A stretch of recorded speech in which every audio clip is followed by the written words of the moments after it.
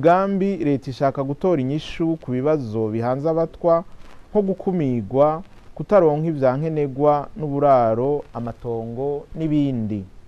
Ubushikiranganji bwo gushigikirana imibano hagati y'akazi na muntu n'iterambere ridakumira bufashanije n'abo bakorana bwipfuza ko uwo mugambi ari wo bifatiro mu bikorwa byose byo guteza imbere abatwa. Uwo mugambi bubakiye ku nkingi zikurikira: kungura ubumenyi n'ubushobozi bw'abatwa, kubafasha kuronka ivyankenerwa mu buzima bwa misi yose, guteza imbere uburaro, isuku no gufungura neza. Uwo mugambi usaba uburyo bungana na miliyaridi 15 miliyoni 486 n'ibihumbi 395 by'amafaranga y'amarundi. Inama shikiranganji imaze guca hirya no hino uwo mugambi yarawushimye, ariko icishikiriza ibi bikurikira: kuraba neza ko ibiharuro birimwo ari ivy'ukuri.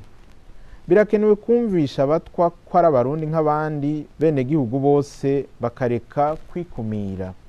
Harakwiye kuba isuzuma ry'ingene umugambi witegekanije mu bushikiranganji uri kuraja mu ngiro n'ingene wubatse, hakajamwo ikigabane gishimikira ku guteza imbere abatwa, kuko gushiraho umugambi werekeye abatwa bonyene ari ubundi buryo bwo kubakumira.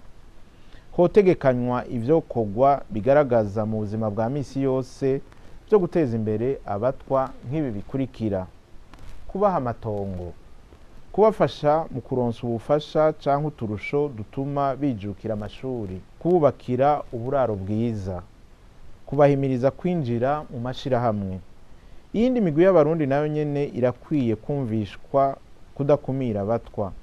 Abajejwe intwaro ku nzego zitandukanye barakwiye gufata ikibazo c'abatwa bakakigira icabo, guhimiriza abatwa kwijukira ibikorwa bibateza imbere.